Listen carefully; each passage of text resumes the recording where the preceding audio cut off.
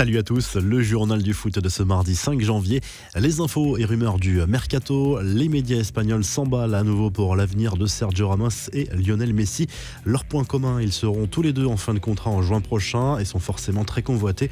Le défenseur central du Real Madrid joue la montre, même s'il a désormais entre les mains une proposition de la part de ses dirigeants.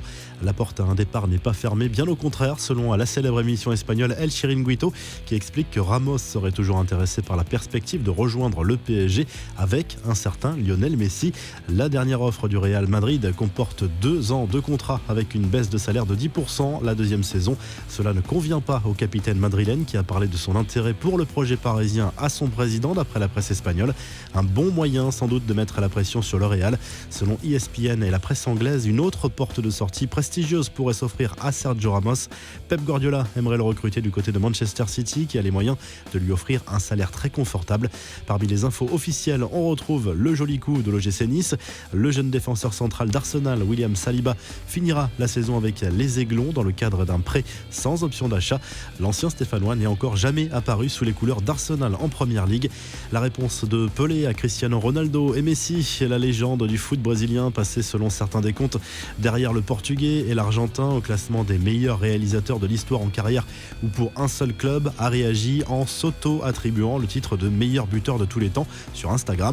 Selon son propre calcul, Pelé n'a pas marqué 757 ou 767 buts, mais 1283. Les infos en bref, direction l'Angleterre où le sport professionnel va pouvoir continuer sous cloche malgré le reconfinement annoncé par le Premier ministre Boris Johnson. Et pendant ce temps, Liverpool continue sa mauvaise série. Les Reds ont subi leur deuxième défaite de la saison en Première Ligue à Southampton. 3e match consécutif sans victoire en championnat. Cette victoire a fait couler quelques larmes de joie à Ralph Hasenhuttl, le coach des Saints, visiblement très ému au coup de sifflet final. Des nouvelles d'Hatem Ben Arfa, les Girondins de Bordeaux vont devoir se passer de ses services en ce début d'année.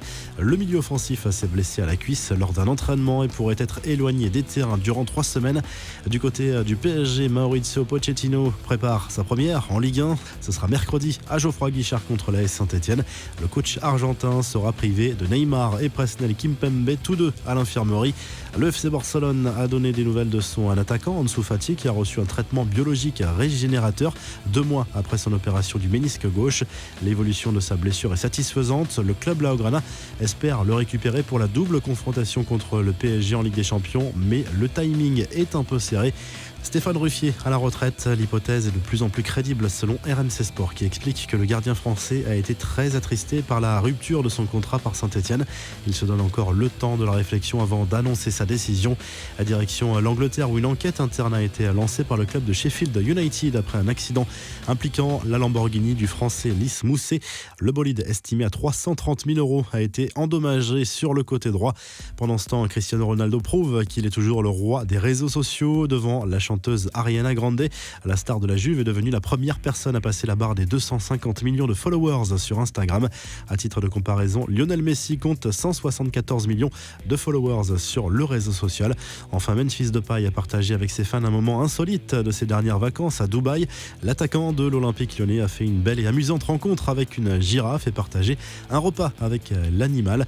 La revue de presse, le journal L'Équipe consacre un gros dossier et sa une aux 30 personnalités qui font le foot français pour des raisons différentes.